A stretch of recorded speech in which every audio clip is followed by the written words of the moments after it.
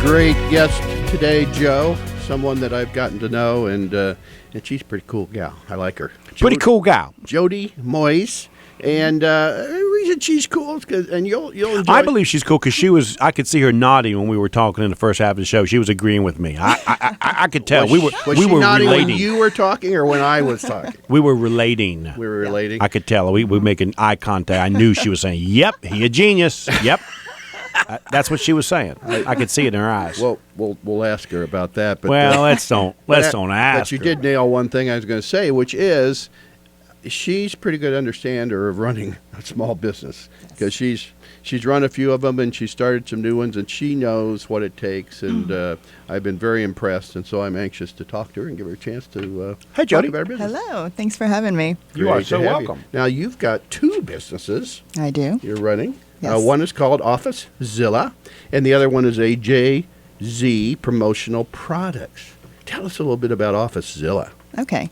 Well, first of all, I just want to say thank you so much for having me here. No, don't say that. Tell us about your business. I know I have to, and I have We to tell need- you. I have to tell you the funniest quick story. When I came in and I saw the van, I had to stop and take a picture because I was like, "This wasn't even on my bucket list, and this is so cool." So And here you are. yeah, so We're going to get so a video thanks so of you, much. and it's going to be exciting. You are right. There is something about doing this show that Yeah, I is was a like, blast. wow, yeah. this is Now, you got to cool. put up with Joe, but other than Yeah, that, right. it's a great time. Aw, stop with the bell, man. And I did love the article, and I think, you were talking, Joe, about ego, but I think that when you have gone through all those things, which, I have, and that's which is why I was agreeing, and to me, all of those things just, as a business owner, just keep you completely humble and you appreciate everything, when it comes to you. And I don't want to jump because you usually do a good job, Joe, of asking these kind of questions. But, I mean, she just finally decided she didn't like a business she was in. And so she's been in the process of shutting that down and starting these new ones. And the new ones are exciting. And the old one was exciting, but you just kind of lost the passion for that one, which happens as well. And people don't realize this, but in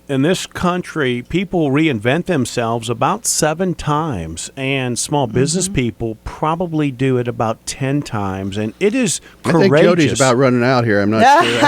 After I had a discussion with her. No, I'm just kidding. I'm just kidding. Well, and that's what I'm saying. It's like you just have to believe, and I know, at this point that from all that I've done that I can learn anything and I can, whatever I want to do, I can do. Amen. And it's will and desire behind that. So Absolutely. And, what your motivator is what gets you where you want to go. And Well, so- let's do that. Let's talk about your story. You don't have to go back to 1963, but just kind of tell us how you got to the spot that you're now sitting on radio station. Oh, gosh. Okay. Well, I guess the short story is I always knew that I wanted to just own my own business. I went to school for business administration. Again, just really never knew what. So after I graduated, I knew that I needed experience. And so I just started actually kind of ground floor in the healthcare industry and worked my way up there. And then when I had kids, I thought, okay, this just is not working. And I want to raise them. I don't want someone else raising them. And so I opened a home daycare. And I so admire that. That is such a hard thing to do in this environment. And did you hear the business she opened up when she had kids? Yeah. Daycare. I love it. I love it. And so, people think, oh, home daycare is easy. Well, it's not. I mean, you have to still know all the laws and the regulations. I had to have the fire chief and the, all these inspectors over and I ran it like a center. So I kept it structured and people had to sign contracts and things like that. So, and that was really successful, and that was wonderful. And then that gave me a little bit of cabin fever. So I thought, okay, I don't know. And then my dad had cancer, so I closed down to become his hospice caregiver. And then I ended up going back to work after that. And then we decided to move to North Carolina for the weather. And so when we came Where'd here, you move from? we moved from New Hampshire. Okay. And so then when we moved here, we noticed there was no butcher shop, which was what we were kind of accustomed to going to. So we opened a store called Mr. Butcher. So I started down in Cornelius, right on the corner of Jeton and Catawba. Yeah, If it's you next remember to that, Jack's so- Corner Tap now. Okay. It's over by there. Well, we ended up selling it, but that was another one. I just kind of started ground floor. My husband went back, trained with the guy that we knew in New Hampshire. And And the market shifted on you a little bit on the butcher shop, yes, as I recall. so then we moved on all from the big, there. Yeah. all the big grocery stores were kind of doing the same thing. So. Yep, so they kind of started that. So we thought, okay, this is definitely not a two-income thing we can be doing. And I think that's just it. It's like you've just got to recognize and you've got to move on and you've got to make decisions. And when you've got family, you also have to be, financially sound with things too, So a good steward with your money. And so that took, a while to sell. So then I just opened a home daycare again in where we were. So that was really well. And then I just want to say it would not have taken a while to sell if you'd have had the right broker. I think you're right. Yes, I think you're right. I thought They are hard to sell. I thought he might bring that up. Well, it was right at the housing kind of downfall Sure. too. So it took us about 2 years to sell our house as well. So Yeah. So that's what I'm saying. Like when you own businesses, you've got to learn contentment in any situation, and that's not always easy to learn. But I tell you what, God will help you learn that when you're a business owner, and you can come out of it, And it didn't stop me. None of it stopped me from still saying, I can still own my own business. Yeah. And you've just got to take and learn things and do things. And so, anyways, after that, I just kind of went on and I went back into corporate America again. And then that to me was just becoming, 12-hour days, working Right. on weekends, and I thought, well, this isn't going to work for me. She doesn't look old enough to have done all this stuff. No, I get this story. I really do. I absolutely get this story. Yeah. Yeah, so I thought, well, this isn't going to work for me. If I'm going to do all this, then I just need to be doing something myself. And then I had an opportunity to do property maintenance that kind of just fell on my lap. So I just started that at the kitchen table about 3 years ago, and it just took off like wildfire.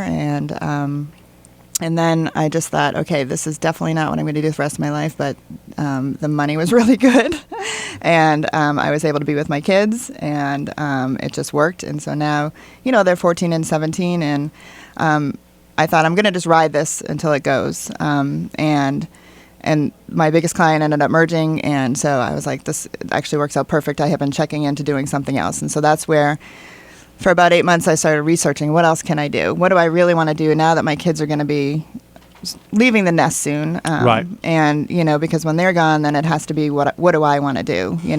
Everything I've done really, even though I've enjoyed most of it, is for them. So I just stumbled onto OfficeZilla, just researching different companies. It kind of was between OfficeZilla and doing background screening checks.